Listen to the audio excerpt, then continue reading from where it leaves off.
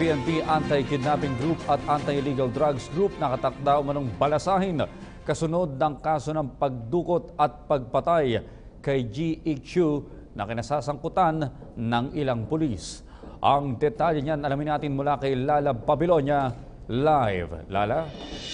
Audrey, kinukumpirma pa ng Philippine National Police ang umano'y pagkakasangkot ng dalawang NBI agents na kasabwat daw ni SPO3 Ricky Santa Isabel sa pagkidnap sa Koreanong si GEQ. Maalalang sinabi ni PO2 Christopher Baldivino, isa sa mga suspect sa nangyaring krimen, na mayroon silang kasamang NBI agent noong dinukot ang Koreano. Ayon naman kay SPO4 Roy Villegas, mayroon silang kasamang nagngangalang Jerry na ayon din kay SPO3 Ricky Santa Isabel ay isang ahente ng NBI. Samantala, dahil sa nangyaring krimen na sangkot ang mga pulis, magkakaroon ng matinding balasahan sa hanay ng PNP Anti-Kidnapping Group at ng Anti-Illegal Drugs Group o AIDG.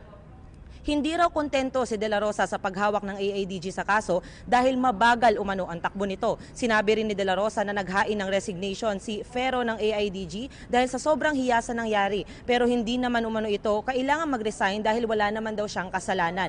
Hanggang kay Attorney Rafael Dumlao lang daw ayon kay De La Rosa ang papalitan niya.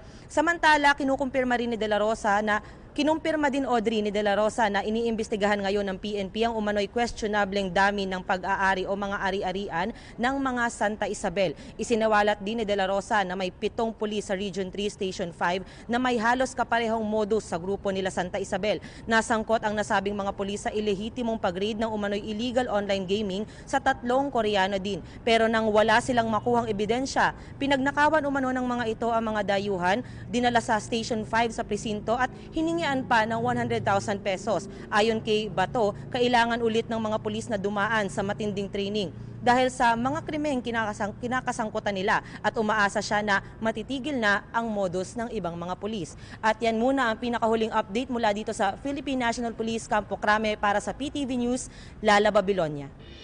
Maraming salamat, Lala Babilonia.